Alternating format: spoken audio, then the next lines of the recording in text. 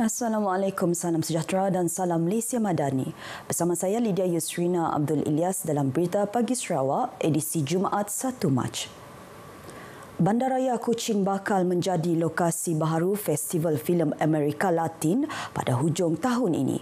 Duta Besar Uruguay ke Malaysia, Valeria Sukasi berkata, buat pertama kalinya Kuching telah dipilih untuk lokasi penganjuran festival berkenaan setelah beberapa tahun ia dianjurkan di Kuala Lumpur. Was very generous in offering all the help to organize this festival, but understanding that culture would be the first step to bringing other things like investment, economy, development, trade opportunities, and making sure that Latin America is really well known for Saraguayans and that Sarawak is finally well understood in our countries too. Beliau yang ditemani Duta Besar Cuba ke Malaysia, Florentino Batista Gonzalez berkata demikian kepada pemberita selepas mengadakan kunjungan hormat terhadap Premier Sarawak, Datuk Patinggi Tan Sri Abang Johari Tun Openg di Kuching. Valeria menambah Kuching dipilih kerana ia merupakan sebuah bandar yang menghargai aktiviti-aktiviti kebudayaan selari dengan tujuan mereka untuk mempromosi kebudayaan Amerika Latin menerusi industri perfilman. Turut hadir pada pertemuan berkenaan Timbalan Premier Dato' Amar Awang Tengah Ali Hassan. Taman Tebingan Sungai Batu Kawah Fasa 3 telah dibuka kepada orang awam bermula semalam selepas Majlis Perbandaran Padawan MPP selesai menjalankan pemeriksaan akhir bersama pihak kontraktor. Timbalan Premier Sarawak merangkap Ahli Dewan Undangan Negeri Batu Kawah Dato' Amar Dr. Sim Koo Hien menerusi perkongsian di Facebook berkata fasa 3 projek itu merupakan pembinaan pelbagai kemudahan sukan dan riadah seperti gelanggang petong, pikebol, gelanggang bola kerancang dan kemudahan untuk sukan papan selaju. Jelas beliau, keseluruhan projek Taman Tebingan Sungai Batu Kawah terdiri daripada 5 fasa. Fasa pertama merupakan pembinaan bangunan Batu Kawah Sky Window yang menyediakan kemudahan kepada orang ramai menikmati pemandangan sekitar Batu Kawah.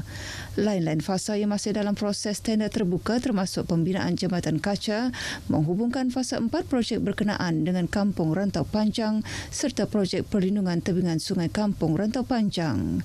Dato' Amar Dr. Sim berterima kasih kepada pihak kontraktor serta agensi pelaksana dalam menjayakan projek itu serta kerajaan negeri dan kerajaan persekutuan yang telah bersama-sama menyalurkan dana. 3 keluarga yang kurang bernasib baik semalam menerima bantuan kebajikan daripada Pusat Sokongan Sosial Komuniti CSSC. Bantuan disampaikan Menteri Pembangunan Wanita, Kanak-kanak dan Kesejahteraan Komuniti Datuk Seri Fatimah Abdullah pada satu majlis yang diadakan di Wisma Wanita di Kuching. Datuk Seri Fatimah dalam kenyataan media berkata penerima pertama merupakan keluarga kanak-kanak lelaki berumur 7 tahun, Nur Alif Syukri. Nur Alif sebelum ini ditemui berkeliaran sendirian oleh pihak berkuasa pada 12 Februari lepas. Kanak-kanak itu akan dibawa ke Pusat Sehenti Intervensi Awal bagi tujuan pemeriksaan dan diagnosis pada pertengahan Mac ini. Alif menerima bantuan makanan daripada CSSC serta sumbangan wang tunai daripada Ahli Majlis Wanita dan Keluarga Sarawak. Manakala penerima kedua ialah keluarga Tan Mei Ching, 34 tahun. Tan adalah penerima bantuan orang kurang upaya tidak bekerja sejak tahun 2011 dan menerima bantuan makanan dan lampin pakai buang. Penerima ketiga pula adalah keluarga Elisha Shelina Mansan yang merupakan penuntut Universiti Teknologi Mara Kampus Marahan. Elisha mempunyai bapa yang lumpuh separuh badan akibat angin ahma, manakala ibunya terpaksa berhenti menjajah kuih untuk menjaga suami.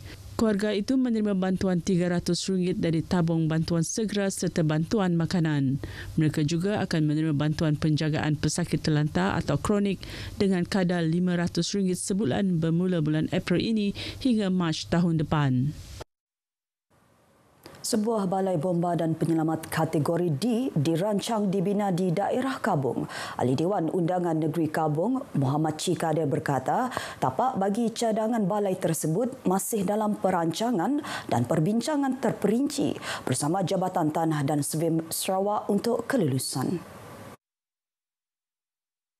Menurut beliau, kemudahan tersebut merupakan keperluan yang amat mendesak bagi penduduk Kabong dalam mendepani sebarang kes-kes kecemasan, terutamanya melibatkan kebakaran rumah. Ia susulan pertambahan kediaman dengan jumlah penduduk di daerah itu ketika ini melebihi 15,000 orang. Dengan adanya sebuah balai bomba dan penyelamat di Kabong akan dapat memberi bantuan dengan segera kepada penduduk. Balai terdekat ketika ini adalah Balai Bomba dan Penyelamat Seratok yang terletak kira-kira 50 km dari Kabong dengan tempoh perjalanan lebih kurang 45 minit.